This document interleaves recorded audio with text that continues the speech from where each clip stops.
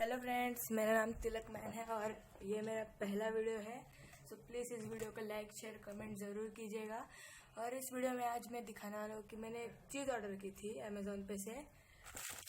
Soldering machine थी है, तो इसको आज हम अनबॉक्सिंग करने वाले हैं। सो प्लीज़ स्टार्ट करते हैं ये वीडियो।